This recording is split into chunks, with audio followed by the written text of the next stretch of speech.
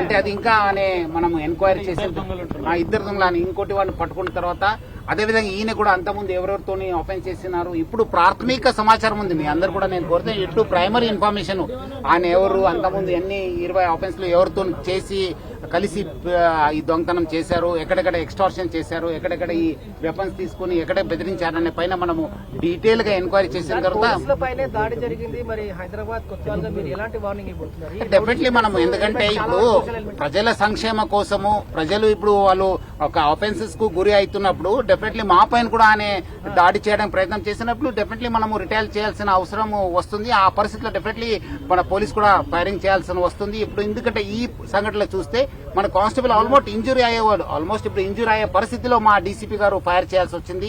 So అలాంటి పరిస్థితి వస్తే డెఫినెట్లీ మనం కూడా యాక్షన్ తీసుకోవాల్సిన పరిస్థితి వస్తే తీసుకుంటాం. ఈ రోజు ఘటన అసలు ఎక్కడ మొబైల్ స్నాచింగ్ జరిగింది, ఎక్కడి నుంచి డీటెయిల్స్ అంటే ఇప్పుడు ఎంక్వైరీ చేస్తున్నాం మన వాళ్ళు. ఎందుకంటే ఆల్రెడీ చీకటి అయిపోయింది, ఆల్మోస్ట్ 5 o'clock అయిన తర్వాత మనకి ఇంజురీ అయిన తర్వాత నేను కూడా మన టీమ్స్ అలర్ట్ చేశాను. మన ఇక్కడ ఉన్న లోకల్ ఆఫీసర్స్ కూడా రావడం జరిగింది, క్లూస్ టీమ్ కూడా వచ్చింది. సో అందుకు ఎక్కడి నుంచి స్టార్ట్ అయిందని చెప్పి మనం ఒకసారి ఎంక్వైరీ చేసింది మీకు తెలియపరుస్తాను.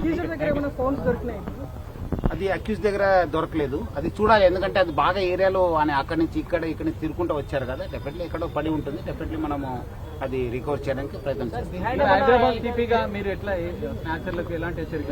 డెఫినెట్లీ మనము ఇప్పుడు చూస్తుంటారు కదా, ఎక్కడైనా ఇలాంటి చైన్ స్నాచింగ్ కావచ్చు, ఎక్కడైనా ఇలాంటి మొబైల్ టైప్ ఆఫెన్స్ చేయాల్సిన ప్రయత్నం చేసినప్పుడు, అదేవిధంగా ప్రజలను బెదిరించడానికి ప్రయత్నం చేసినప్పుడు, లేదంటే ప్రజలపైన వచ్చినప్పుడు డెఫినెట్లీ చట్టం తన పని చేయాల్సి వస్తుంది. సో అదే ఇక్కడ జరిగింది. ఇప్పుడు మీరు చూస్తుంటే మా పైననే వచ్చారు వాళ్ళు. ఆ గన్ మ్యాన్ ఆల్మోస్ట్ ఇంకా ఇంజూర్ అవుతున్నారన్న సందర్భంలో మా డీసీపీ ఫైర్ చేయాల్సి వచ్చింది. సో డెఫినెట్లీ మనము యాక్షన్ తీసుకుంటాము.